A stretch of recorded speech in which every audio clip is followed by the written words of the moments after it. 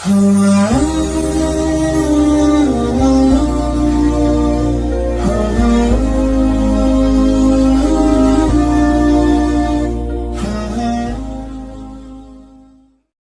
باللہ من الشیطان الرجیم بسم اللہ الرحمن الرحیم الحمد للہ الذی نور قلوب العارفین بنور معرفتہ واثبت فؤاد انبیائہ واولیائہ بقصص الانبیاء والمرسلین وأكمل إيمان المسلمين والمؤمنين بولاية علي أمير المؤمنين عليه السلام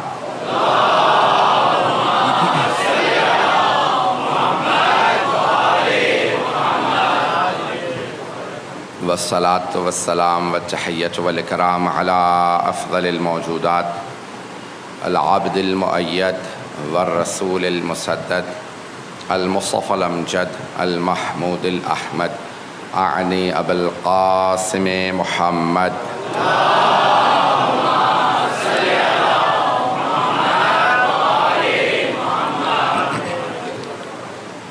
وعلى روحه ونفسه وصهره ووصيه سيد الأتقياء والأصفياء مولى الموالي إمام المتقين علي بن أبي طالب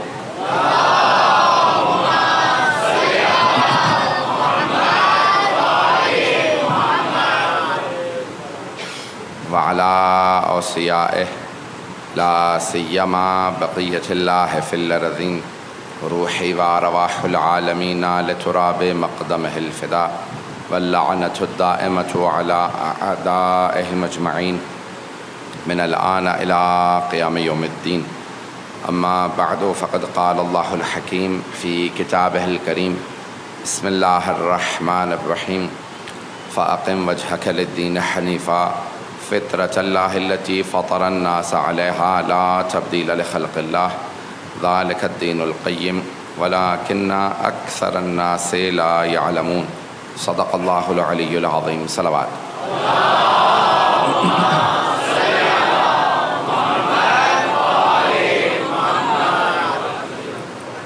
عزیزان گرامی، معرفت دین کے عنوان سے جو اشرہ جاری رہا اس کے سلسلے کی آخری مجلس ہے۔ یہ 12 مجالس ہم نے کوشش کی کہ ہم دین کو بہتر سمجھ پائیں اور ہمیں اندازہ ہو کہ یہ دین جسے اللہ نے ہمارے لیے بھیجا ہے یہ دین بہت قیم ہے۔ ذالک الدین القیم، اللہ نے قرآن میں 30واں سورہ 30ویں آیت سورہ روم کی آیت نمبر 30 میں فرمایا ہے کہ ذالک الدین القیم، یہ دین بہت پر ارزش ہے، بہت گراں قدر ہے۔ انگریزی کے لفظ سے بہت پریشس ہے، بہت پرائس لیس ہے، اس کی کوئی قیمت نہیں لگا سکتا۔ دین اللہ نے بھیجا ہے کیونکہ اس کی طرف سے آیا ہے، اس لیے بہت زیادہ بارزش ہے۔ اور اس پرارزش دین کو سمجھنے کے لیے ضروری یہ ہے کہ انسان اس پہ عمل کرتا رہے۔ جب عمل کرے گا تو اسے احساس ہوگا یہ دین کتنا پرارزش ہے۔ بہت سی چیزیں سننے میں ان کا اندازہ نہیں ہوتا، بلکہ اسے عملی بنانے میں انسان کو اس کی قیمت کا اندازہ ہوتا ہے۔ جب انسان سچ کو اپنا لیتا ہے تو اسے پتہ چلتا ہے سچائی کیا چیز ہے۔ جب وہ بہت سے صفات کو اپنا لیتا ہے، امانت کو، دیانت کو، دینداری کو، یہ چیزیں اپنانے سے انسان کو اس کی ارزش معلوم ہوتی ہے۔ ابھی سب نماز پڑھ کے بیٹھے ہیں، آپ نے ہمیشہ دیکھا ہے کہ نماز سے پہلے اذان و اقامت ہوتی ہے، اور مسلمان گھرانے میں دین اسلام میں مستحب یہ ہے کہ جب ایک گھر میں بچہ پیدا ہو، چاہے لڑکا ہو چاہے لڑکی ہو، اس کے دائیں کان میں اذان کہی جائے، بائیں کان میں اقامت کہی جائے۔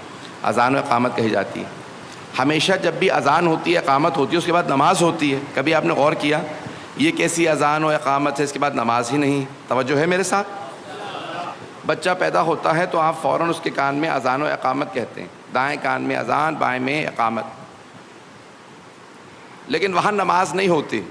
جب انسان دنیا میں آتا ہے تو اذان و اقامت ہوتی ہے کان میں، لیکن جب دنیا سے جاتا ہے تو نماز جنازہ ہوتی ہے جس میں اذان و اقامت نہیں ہوتے۔ وہاں اذان و اقامت نہیں ہوتی، وہاں صرف نماز جنازہ ہے، الصلاۃ الصلاۃ الصلاۃ کہہ کے نماز کو شروع کر دیتے ہیں۔ کبھی آپ نے غور کیا یہ نماز جنازہ کیسی نماز ہے، اس میں اذان و اقامت نہیں؟ اور وہ بچپنے میں انسان جب پیدا ہوا تو وہاں پہ کیسی اذان و اقامت ہے جہاں نماز نہیں؟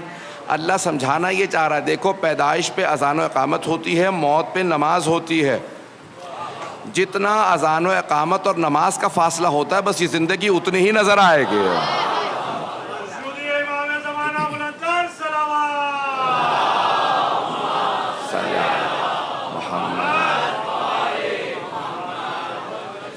یہ انسان کو مرنے کے بعد بس اتنی ہی زندگی محسوس ہوگی. جب جناب نوح علیہ السلام سے پوچھا حضرت ملک الموت نے، حضرت اسرائیل نے سوال کیا، کہا کہ اے نبی خدا سب سے لمبی زندگی آپ کی تھی، کیسا محسوس ہوا، کتنی زندگی گزاری ہے؟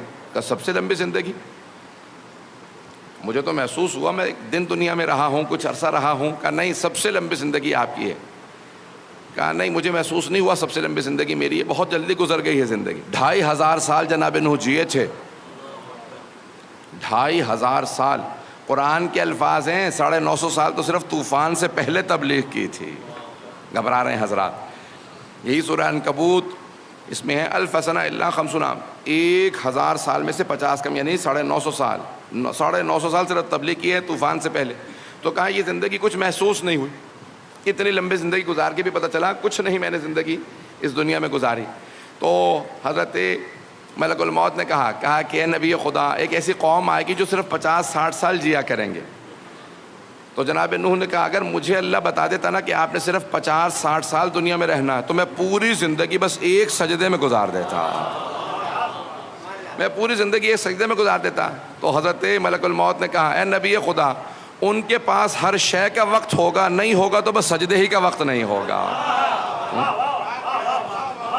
عزیزان گرامی یہ دین بہت پرارزش ہے، بڑا قیم ہے، بہت قیمتی ہے.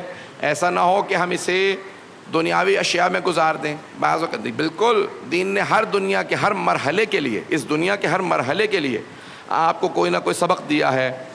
ہر مرحلے کے لیے کوئی نہ کوئی سبق ہے. لیکن ایسا نہ ہو کہ ہم صرف دنیا ہی کو سوچتے رہیں، آخرت کو بھلا دیں. آخرت مولا امیر المومنین کا ایک بہت بڑا فرمان ہے. مولا دو بلکہ فرامین میں جلیل پیش کروں گا. الدنیا مزرعۃ الآخرہ. ایک تو فرماتے ہیں دنیا آخرت کی کھیتی ہے.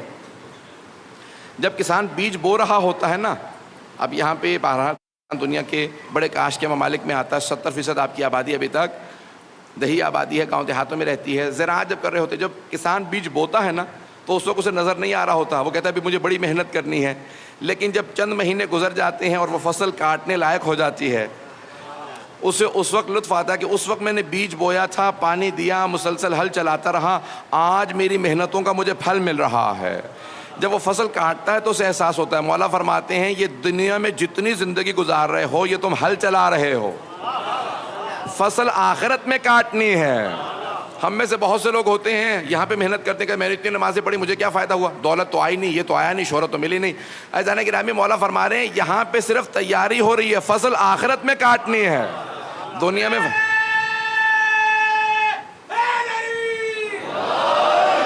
دنیا میں فصلیں کاٹنے کا مت سوچئے، یہ فصل انسان نے آخرت میں کاٹنی ہے.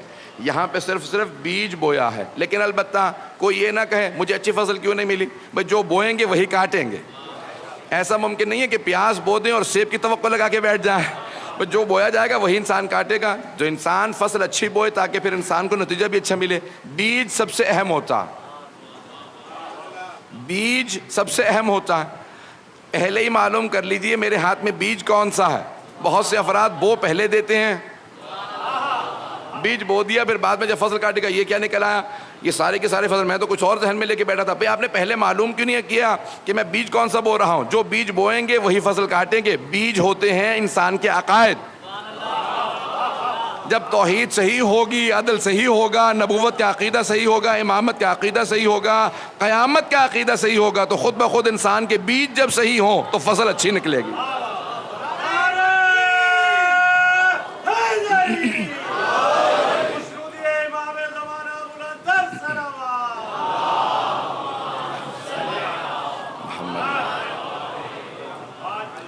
مولا کا دوسرا فرمان بھی پیش کرنا چاہتا ہوں جس میں مولا امیر المومنین فرماتے ہیں، کہا کہ مولا فرماتے ہیں آج تیاری کا دن ہے، آج تیاری کا دن ہے. غدن السباق. اب یہ لفظ سباق دوڑ کو کہتے ہیں، انگریزی میں لفظ استعمال ہوتا ہے ریس. دیکھا آپ نے ریس لگتی ہے لوگ دوڑتے ہیں. تو بھاگتے ہیں، مقابلہ ہوتا ہے، سباق، مسابقہ، مقابلہ، کہ دیکھتے ہیں کون جیتتا ہے. ایسا ہوتا ہے یا نہیں ہوتا؟ شاید پاکستان میں ختم ہو گیا، آپ حضرات خاموش بیٹھے ہیں. بالکل عزیزان گرامی، انسان تیاری کرتا ہے، اس کے بعد کہتا ہے بھی میں نے جب بھاگنا ہے، ایک دوڑ کے اندر مقابلہ ہونے والا، تو انسان تیاری کرتا ہے، ہر روز دوڑے گا، 100 میٹر دوڑے گا، 200، جتنی بھی دیر ہے اتنی وہ تیاری شروع کر دے گا تاکہ اسٹیمنا بلڈ ہو جائے. پتہ نہیں لوگ ہیں یا نہیں ہیں. انسان اپنے سانس کو تیار کرے گا، باڈی کو تیار کرے گا، انسان اپنے آپ کو تیار کرے گا. مولا امیر المؤمنین نے بہت پیاری مثال دی ہے. فرماتے ہیں آج تیاری کا دن ہے، غدن سباق، کل دوڑ لگے گی. جو دوڑ میں کامیاب ہو گیا وہ جنت میں پہنچ جائے گا، جو پیچھے رہ گیا اور گر گیا وہی جہنم میں گرے گا. تو مولا کہتے ہیں تیاری اچھی کر لو تاکہ جنت کے جب راستے میں جاؤ تو دوڑ میں کامیاب ہو جاؤ. مولا فرماتے ہیں کہ اس تیاری کو اچھی طرح سے رکھو. صراط پہ، وہاں پہ بھی آپ کہیں گے وہاں پہ بھی ریس ہے، لیکن وہاں جسم کی ریس نہیں ہوگی، روح کا مقابلہ ہوگا. توجہ سے سنیں گے حضرات.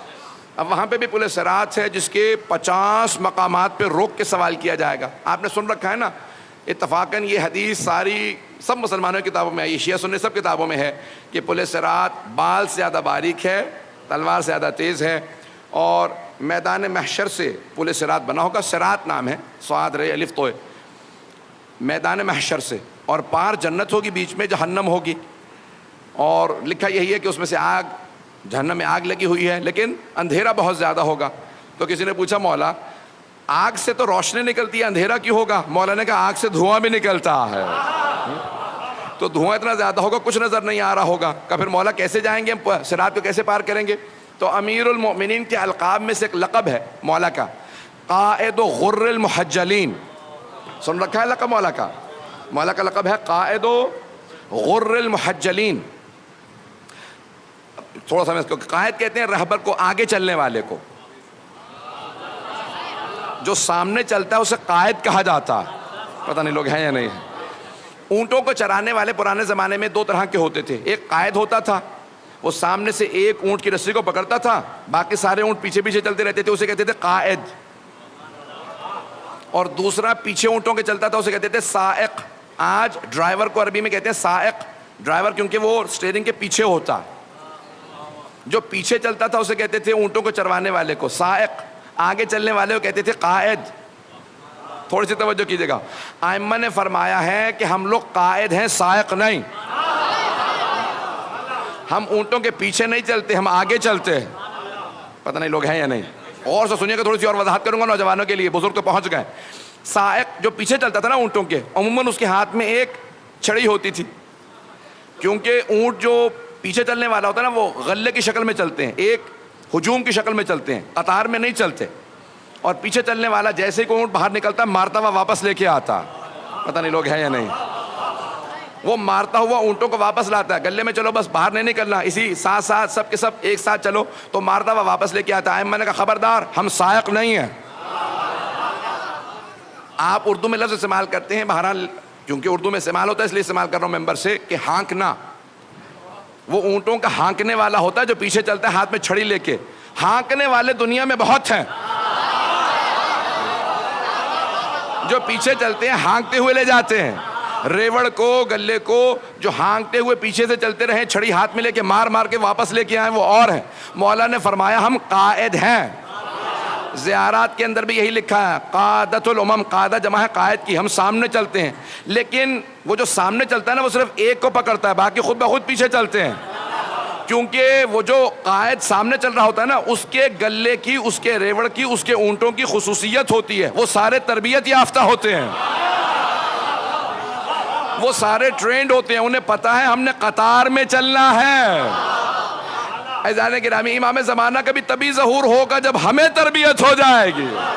وہ قیادت کے لیے آئیں گے، وہ سامنے چلیں گے. تو عزیزان گرامی، مولا فرماتے ہیں کہ پل صراط پہ مولا کا لقب ہے قائد غر المحجلین. میں اسی کی وضاحت کر رہا تھا، ذہنوں میں ہے نا کہ مولا کا لقب ہے قائد غر المحجلین. عربوں میں گھوڑا پالنے کے بہت شوق ہے، اور عربوں کی بہت سی مثالیں جو ہیں نا وہ جانوروں سے، شیر سے ہے، عقاب سے ہے، گھوڑے سے ہے. جتنی اچھی مثالیں وہ بھی جانوروں سے ہیں، جتنی بری ہیں وہ بھی جانوروں سے ہیں. پتہ نہیں پہنچ رہے یا نہیں پہنچ رہے. حتیٰ قرآن کریم نے بھی مثالیں دی ہیں، تو جانوروں کے نام لے لے کے مثالیں دی ہیں. رسول خدا نے، ائمہ طاہرین نے. مثلا چڑھ امام کی حدیث ہے کہ مجھے شہد کی مکھی بہت پسند ہے. شہد کی مکھی سے ایک بات ضرور سیکھو، صرف پاک صاف کھاتی ہے، پاک صاف پیدا کرتی ہے. کھاتی بھی سارے کے سارے پھولوں کے رس کھاتی ہے اور شہد پیدا کرتی ہے بہت پاک صاف. کہا وہ افراد جن کا کھانا پینا بھی پاک اور حلال ہو اور ہر عمل بھی حلال ہو, کہ وہ اللہ کا بہت زیادہ محبوب ہوا کرتا ہے.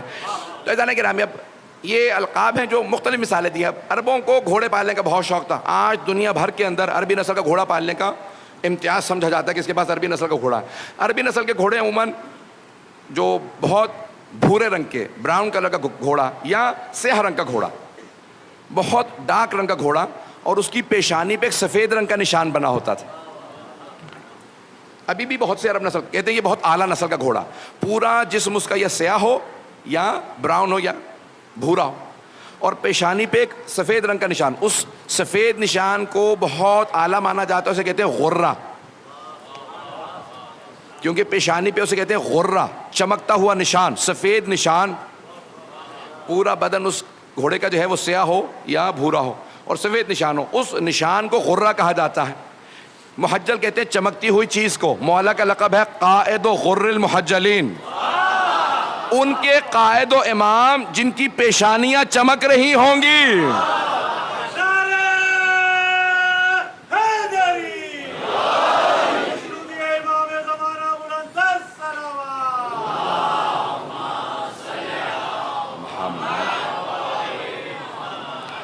اب پوچھا ائمہ طاہرین سے, علماء نے لکھا اپنی کتابوں کے اندر, یہ چمکتی ہوئی پیشانیاں کیوں کہا گیا؟ کہ دو وجہ سے. سجدے کرنے والوں کی پیشانیاں چمکتی ہیں, اور اسی لیے میت کی پیشانی پہ خاک شفا مل دی جاتی ہے کہ جب وہ مرنے کے بعد دوبارہ اٹھایا جائے تو اس کی پیشانی سے نور نکل رہا ہو. تو مولا کا لقب ہے قائد و غر المحجلین.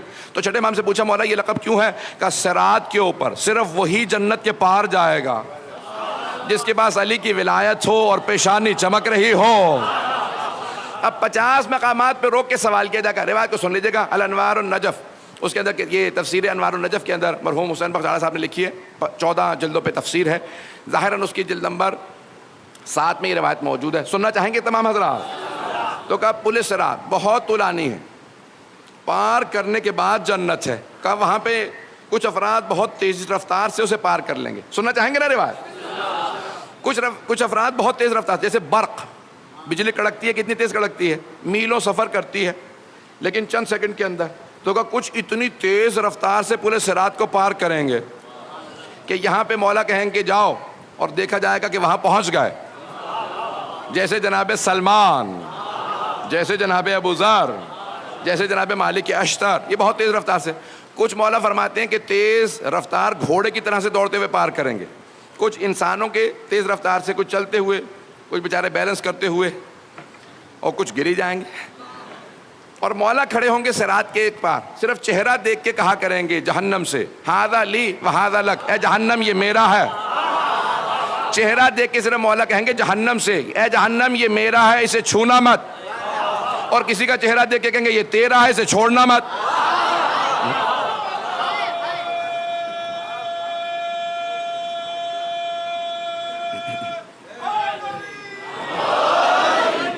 تو اب روایات چھڑے امام سے لکھی ہے, میں جو روایت مکمل کر دو, اگر سننا چاہیں گے تمام حضرات ابھی تک. تو مولا فرماتے ہیں وہاں پہ کہ 50 مقامات پہ روک کے سوال کیا جائے گا. کتنے؟ 50 مقامات پہ رک جاؤ, ایک سوال ہے, جواب دیا تو کہا آگے بڑھ سکتے ہو, اور اگر جواب غلط ہوا تو وہیں سے فرشتے دھکا دے دیں گے, وہیں سے پورے صراط سے دھکا دیں گے, نیچے جہنم ہی ہے, پھر اور کچھ بھی نہیں, پھر جہنم فوراً اس کو آ لے گی. ایزان گرامی مولا فرماتے ہیں 50 مقامات پہ تیزی سے انسان چلتا چلا جائے گا. 50ویں مقام پہ مولا امام صادق فرماتے ہیں 50ویں مقام پہ سارے فرشتے روک کے سوال کریں گے, بتاؤ علی کی ولایت کو مانتے تھے یا نہیں؟ جو کہے گا مانتا تھا اسے کہیں گے جنت میں جا سکتے ہو, اور جو کہے گا نہیں مانتا تھا تو سارے کے سارے 49 مقام سے پار کر کے جیسے 50ویں مقام پہ پہنچے گا وہیں سے اسے نیچے پھینک دیا جائے گا. میں سوچا کرتا تھا مولا اگر اتنا ہی یہ سخت مسئلہ تھا تو پہلے ہی پوچھ لیتے. یہ امیدیں لگا کے 50ویں مقام پہ پہنچا اور وہاں سے دھکا دے دیا گیا. سب سے پہلے یہی سوال پوچھ لیتے, بھائی علی کو مانتے تھے, اس کے بعد آگے بڑھ جاتے, باقی سوالات ایسا ایسا ہوتے چلے جاتے. سارے سوالات ہو گئے, آخر میں علی ابن ابی طالب کی ولایت کا سوال. تو مرحوم آیت اللہ حسین بخش صاحب فرماتے ہیں, کہتے ہیں کہ امام کا پیغام یہ ہے کہ اگر سارے اعمال صحیح ہوں لیکن علی کی ولایت نہ ہو تو کوئی عمل قبول نہیں, اور اگر علی کی ولایت قبول ہے تو سارے اعمال قبول ہیں.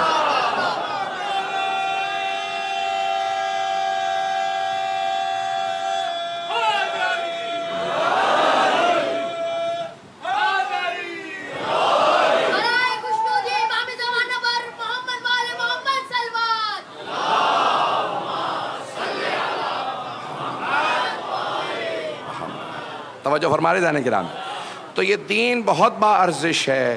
جب تک انسان کو دین کی ارزش کا اندازہ نہ ہو تو مولا فرماتے ہیں کہ انسان تیاری کے لیے اس صراط کو پار کرنے کی تیاری ہونی چاہیے.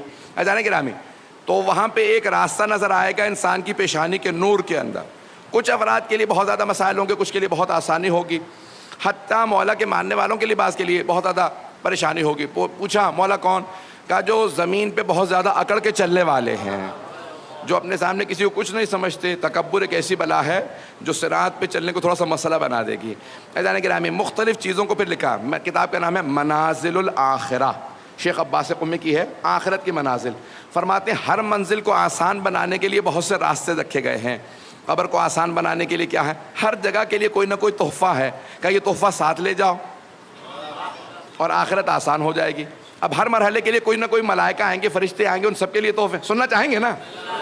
کہ سب کے لیے کوئی نہ کوئی ہدیہ. عزیزان گرامی, ہم لوگ دنیا میں اس وقت جسم میں ہیں, مادہ ہیں, اس لیے ہمارے تحفے مادی تحفے ہیں. وہ ہیں نور کی مخلوق, فرشتے ہیں نور کی مخلوق, ان کے لیے نورانی تحفے چاہیے. تو مولا نے فرمایا ہر مرحلے کے لیے ایک تحفہ ہے. کسی مرحلے کے اندر پانی پلانا تحفہ ہے, یعنی دنیا میں جو پانی پلانے والا ہوگا اس کی آخرت آسان ہوگی. کسی مرحلے کے لیے آسانی کے لیے صلوات زیادہ پڑھنا ہے, کسی جگہ پہ قرآن زیادہ پڑھنا ہے, کسی جگہ پہ صرف مسکرا کے دیکھنا, پتہ نہیں لوگ ہے یا نہیں ہیں, کسی جگہ غیبت سے اجتناب ہے, کہیں پہ تکبر سے اجتناب ہے. مولا قبر کے اندر سب سے آسان کام کرنے والا کون سا؟ مولا نے کہا جو زیارت عاشورہ پڑھے گا حسین اس کی شفاعت کریں گے. ایدان کرام, مولا نے فرمایا کہ قبر کے اندر جناب سید الشہداء. کہا کیوں مولا, دلیل کیا ہے؟ کہ زیارت عاشورہ میں علماء نے فرمایا ہے کہ دلیل موجود ہے. اللہم ارزقنی شفاعت الحسین یوم الورود. پروردگارا جب میں وارد ہو جاؤں تو اس دن مجھے حسین کی شفاعت نصیب فرمانا. تو کہا کہاں پہ ورود؟ ورود فی القبر, کہ قبر کے اندر جب وارد ہو جاؤں. تو ایدان گرامی, کوئی یہ نہ کہ صرف قیامت کے دن شفاعت ہے, نہیں, ہر مرحلے میں شفاعت ہے. یہ انسان کے اپنے اعمال کے لحاظ سے ہے. پتہ نہیں پہنچا پایا ہوں یا نہیں, اپنے اپنے اعمال کے لحاظ سے ہے. بھائی ٹھیک ہے, میں کہتا ہوں کہ وہ اگر شیعہ جو روز قیامت بخشا گیا, کو کمال نہیں کیا اس نے, وہاں تو ترس کھا کے اکثر کو ہی مولا سب کو شفاعت کر کے لے ہی جائیں گے. یہ جو بیچ میں اتنے برزخ کے اندر مراحل آئیں گے, ان کے اندر سختیاں آئیں گی, انسان اس کے اندر بھی شفاعت ہو جائے. عزیزان گرامی, کثرت سے روایات موجود ہے, روز قیامت امام شفاعت کریں گے, لیکن بہت سے ایسے شیعہ ہوں گے کہ مولا اس کی قیامت کا بھی انتظار نہیں کریں گے. جیسے قبر میں جائے گا وہاں پہ کوئی نہ کوئی امام شفاعت کر دیں گے. ذمہ داری سے پڑھ رہا ہوں, بہت سے ایسے شیعہ ہیں کہ اس کی موت کا انتظار بھی نہیں ہوگا. جب موت آ رہی ہوگی تو مولا کہیں گے خبردار اے ملک الموت, آرام سے روح قبض کرنا, یہ ہمارا ہے. موت کے وقت بھی بہت سوں کی شفاعت ہو جائے گی. اب عزیزان گرامی, یہ ہمارا معیار ہے کہ ہم اپنے آپ کو کتنا دیندار بنا لیتے ہیں کہ ہمیں کس مرحلے میں شفاعت نصیب ہوتی ہے. پتہ نہیں بات پہنچی یا نہیں پہنچی ہے. اب شاید کہ آپ گھبرا نہ گئے ہوں کہ یہ اتنے سخت مراحل پیش کیا, نہیں, بہت سوں کی مختلف مراحل کے اندر شفاعت ہوگی. عزیزان گرامی, ہم اپنے آپ کو تیار کریں, اتنا دیندار بن جائیں کہ ہم پھر منتظر نہ رہیں قیامت تک کے لیے کہ برزخ بہت طولانی ہے. بہت سوں کی برزخ میں, کچھ کی برزخ کی ابتدا میں ہوگی, کچھ کی برزخ کے اندر کچھ برس سختیوں کے بعد, کچھ کی بہت سی دیر مراحل میں. اور جس کا جتنا رتبہ زیادہ ہے اس کا اتنا ہی امتحان سخت ہے. جملہ میں کہہ گیا, جس کا جتنا, میں چلیں واقعہ جلدی سنا, وقت ہے نا میرے پاس ابھی, ایک واقعہ پیش کر دیتا ہوں. شیخ عباس قمی نے ظاہراً اس کو لکھا ہے. فرماتے ہیں کہ ایک دو علماء بہت بڑے عالم تھے. عالم سے مراد یہاں پہ عام عالم نہیں ہے, بلکہ بہت بڑے جلیل القدر علماء, کیونکہ ہر عالم کا بھی مقام برابر نہیں. کہ بہت جلیل القدر عالم تھے, دونوں دوست تھے. دونوں نے ایک دوسرے سے کہا ہم میں سے جو پہلے مر گیا دوسرے کو آ کے بتائے گا کہ اس کے ساتھ کیا کچھ ہوا, تاکہ دوسرا تیار ہو جائے. کہ کتنے عرصے میں؟ کہ 3 دن کے اندر. وہ کہتے ہیں تقریباً 22 سال گزر گئے. ایک کا انتقال ہو گیا تھا, 22 سال بعد وہ خواب میں آئے. جیسے ہی دوسرے کے خواب میں آئے عالم کے, انہوں نے کہا بھئی آپ نے تو وعدہ کیا تھا پہلے ہی 3 شبوں کے اندر سوئم سے پہلے آ کے بتا دوں گا. 22 سال, مومن تو وعدہ وفا کرتا ہے, جب وعدہ کر لیتا وعدہ پورا کرتا ہے. آپ اتنے بڑے عالم دین ہو کے اتنی احادیث, ہزاروں لاکھوں آپ نے کتابیں پڑھی, احادیث پڑھی, اور آپ نے یہ کیا کیا, وعدہ پورا نہیں کیا. کہ وعدہ پورا تو تب کرتا اگر میں آسانی میں ہوتا. کہا آپ پہ بھی سختی آئی؟ کہاں بہت. اور کس بات پہ؟ چھوٹی سی بات پہ. کہا 22 سال تک سختی اس بات پہ رہی کہ فرشتوں میں ایک مرتبہ گھر سے نکلا تو بارش ہو رہی تھی، تو میں نے باہر نکلتے ہی پانی دیکھا کہ اتنی بارش، فوراً کا کیا بے وقت بارش ہو رہی، کہ یہ کہاں؟ تو فرشتوں نے پوچھا اللہ کہہ رہا ہے کہ تو مجھے صحیح وقت بتا دے کہ بارش کب برسانی چاہیے، تو نے کہا نا بے وقت بارش ہے، تجھے زیادہ پتہ ہوگا۔ کہا وہ ایسا مجھے وہ دیکھیں جس کا جتنا رتبہ زیادہ ہوتا ہے اتنا ہی حساب کتاب سخت ہوتا ہے۔ کہ دنیا کو توحید کا درس دیتے تھے اور تم نے میرے پہ اعتراض کیا، پتہ نہیں بات پہنچی یا نہیں پہنچی۔ نظرانِ گرامی، جیسا جیسا انسان کا مقام ہوگا اتنا ہی اس کا حساب کتاب سخت ہوگا۔ پروردگار ہماری آخرت آسان فرمائے۔ تو کہا 22 سال بعد، کہا پھر کیا ہوا؟ کہ آج جناب سید الشہداء رات میں آئے تھے، تیسری مرتبہ اسی قبرستان میں جہاں میری قبر تھی۔ پہلی رات میں آئے، اس مومنہ کی شفاعت کی جس کو دفنایا تھا، دوسری رات میں اس کے اطراف میں ساری قبروں کی، تیسرے دن کا سارے قبرستان میں جتنے میرے بابا کے ماننے والے سب کی شفاعت کر رہا ہوں۔ کہا میں تیسرے دن بخشا گیا کیونکہ میں بہت دور تھا۔ تو پوچھا کہ کیا؟ کہا میں نہیں جانتا، لیکن اس مومنہ سے تو جانے گرامی اب جب وہ انہوں نے جا کے تحقیق کی، معلوم کیا، تو پتہ چلا کہ وہ ایک بہت سادہ خاتون تھی، مومنہ تھیں، جو گھر میں رہنے والی تھیں، جنہیں دنیا کو کچھ نہیں پتا تھا، بہت سادگی تھی۔ صرف ایک پابندی تھی کہ ہر روز زیارت امام حسین پڑھا کرتے تھے۔ ایسا کہ میں بات کر چھوٹے چھوٹے اعمال جس کو آپ سمجھ رہے ہو تو چھوٹا سا عمل ہے، زیارت وارثہ ہے یا کوئی بھی، حتیٰ میں کہتا ہوں پوری زیارت نہ پڑھ سکیں۔ میں نے ایک مرتبہ کہا تھا گھر سے نکلتے ہوئے کہہ دیا کیجیے السلام علیکہ یا ابا عبداللہ الحسین، اور جب گھر میں واپس آ رہے ہوں چاہے گھر خالی ہو دوبارہ کہیں السلام علیکہ یا ابا عبداللہ الحسین۔ یہاں تک کہ مرحوم سید عبدالنبی شیرازی فرماتے تھے کہ نماز میں اگر توجہ چاہتے ہو تو نماز شروع کرو تو کہو السلام علیکہ یا ابا عبداللہ الحسین، اور تمام کرو تو کہو السلام علیکہ یا ابا عبداللہ الحسین۔ کہ خود بخود نماز میں توجہ بھی زیادہ ہو جائے گی اور نماز قبول بھی ہو جائے گی۔ جو نماز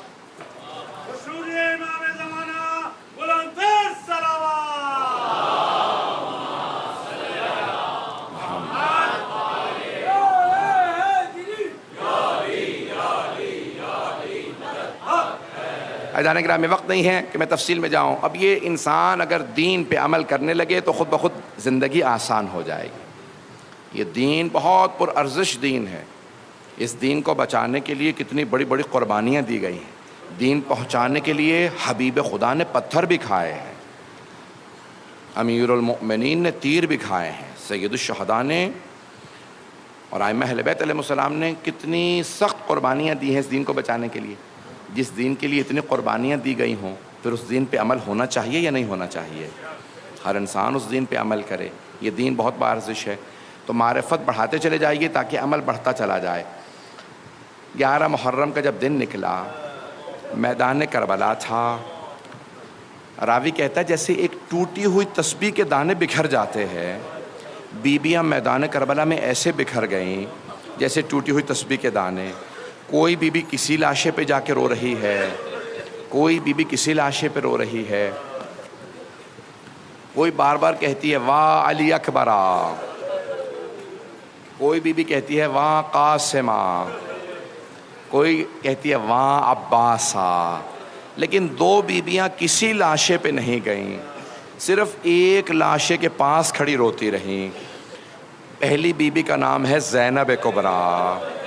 جناب زینب کسی لاشے پہ نہیں گئیں، صرف اپنے بھائی حسین کے لاشے پہ روتی رہیں اور طواف کرتی جاتی تھیں، کہتی تھیں اماں آپ نے کہا تھا حسین کے گلے کا بوسہ دے دینا، اماں لاشے پہ کوئی جگہ باقی نہیں جہاں میں بوسہ دے سکوں۔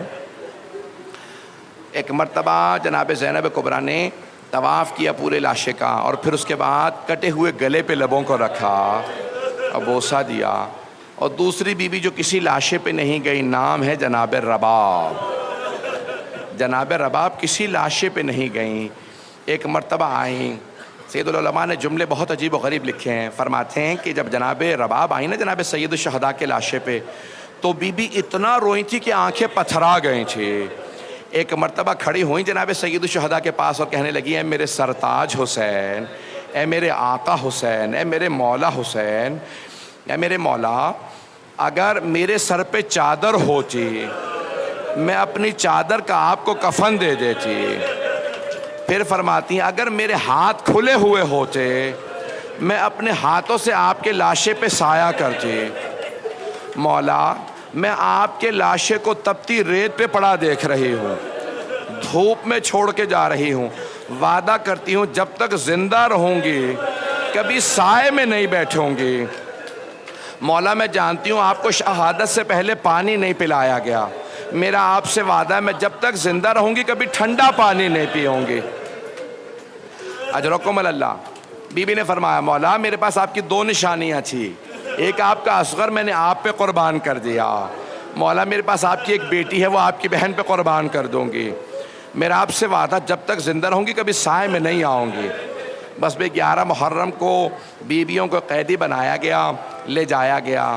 اب میرے ساتھ چلیے گا، یہ بی بی کربلا سے چلیں، ایک مرتبہ کوفے گئیں، کوفے سے شام گئیں، شام میں رہائی ملی، جب رہائی مل گئی نا تو ہر بی بی بیٹھ کے زمین پہ رو رہی تھی۔ آپ نے کبھی دیکھا ہے دنیا میں جب قیدیوں کو رہائی ملے وہ رونے لگے ہیں؟ ہر قیدی رہائی پہ خوش ہوتا ہے، لیکن اسیران کربلا ایسے تھے جو رہائی ملنے پہ رو رہے تھے۔ مجھے نہیں معلوم یہ رہائی ملنے پہ کیوں رو رہے ہیں، شاید ایک وجہ یہ ہو کہ جب قید میں تھے تو قید میں رونے پہ انہیں تازیانے مارے جاتے تھے، اب جب رہائی ملی تھی تو جی بھر کے رو رہے تھے۔ دوسری وجہ میرا دل یہ کہتا ہے شاید یہ بیویاں اس لیے بھی رو رہی ہوں کہ جن بچوں کو زیادہ شوق تھا مدینے جانے کا وہ سب بچے مر گئے تھے، وہ کوئی اونٹوں سے گرے، کوئی اونٹوں کے پاؤں میں آئے، مختلف طریقوں سے سارے بچے شہید ہو گئے تھے۔ اجرکم اللہ۔ بس بے رہائی مل گئی آل محمد کو۔ جب رہائی ملی تو ایک مرتبہ بیویوں نے کہا شہداء کے سر واپس کر دیے جائیں، شہداء کے سر آنے لگے۔ بس بھئی شہداء کے سر واپس آئے، میں سارے مصائب چھوڑ کے بس 5 منٹ کے اندر مکمل کروں گا۔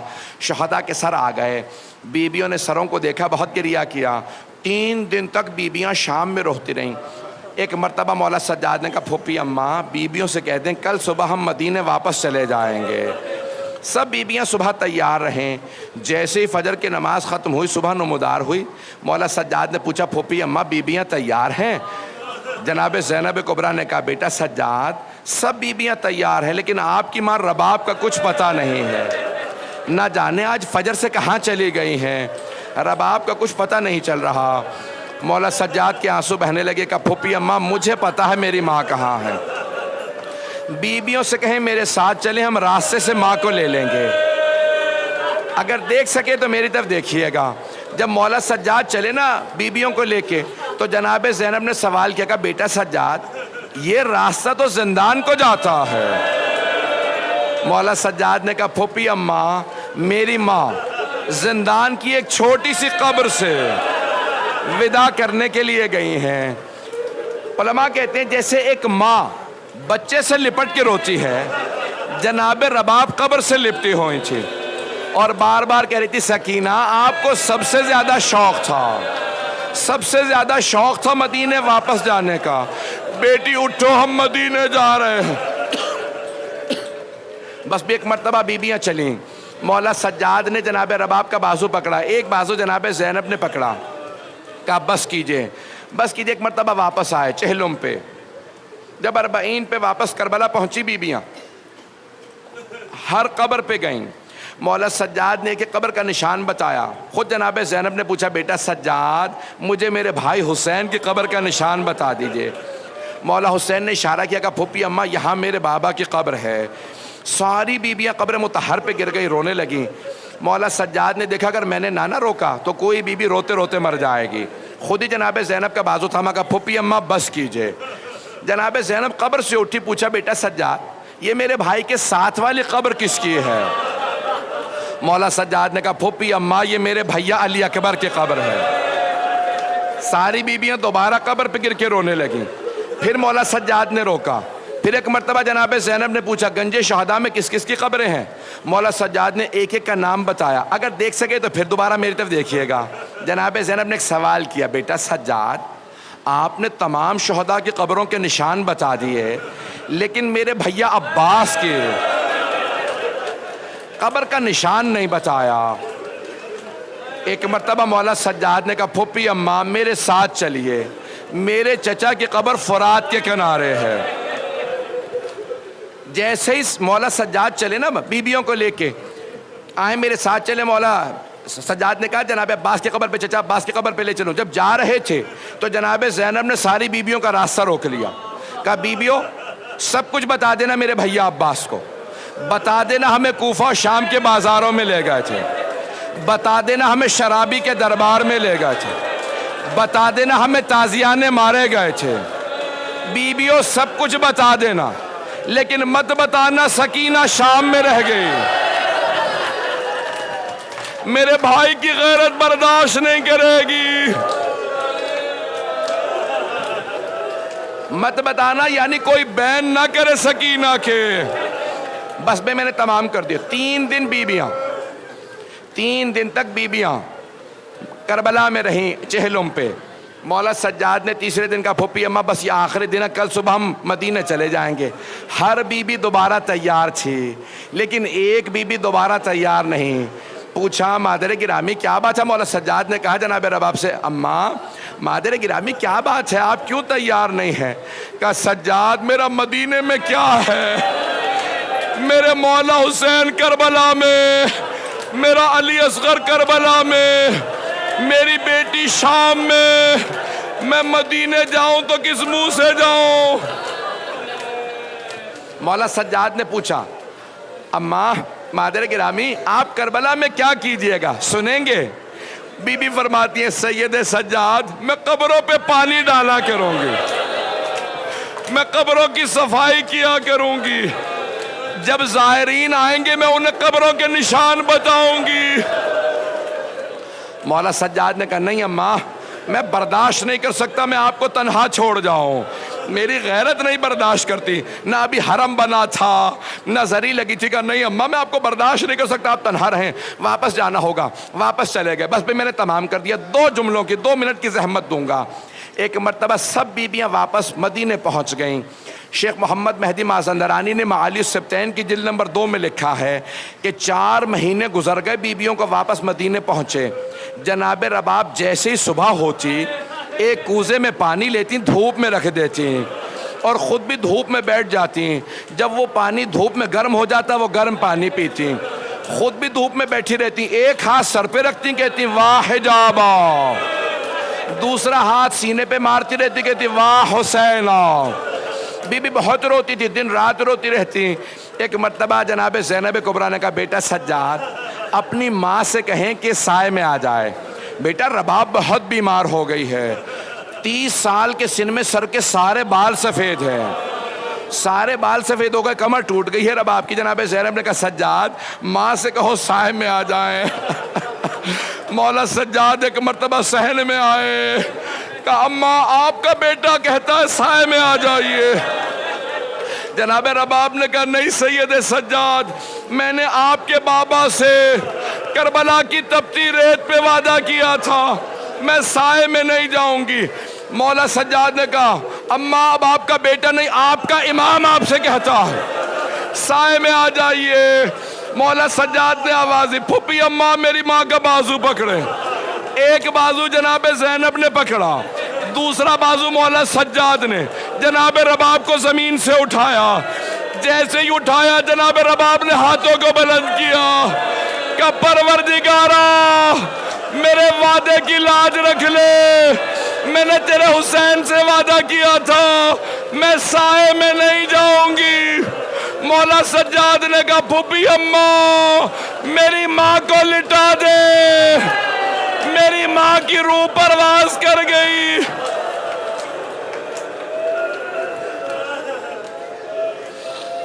الا لعنت اللہ علی القوم الظالمین وسيعلم الذين ظلموا أي منقلب ينقلبون.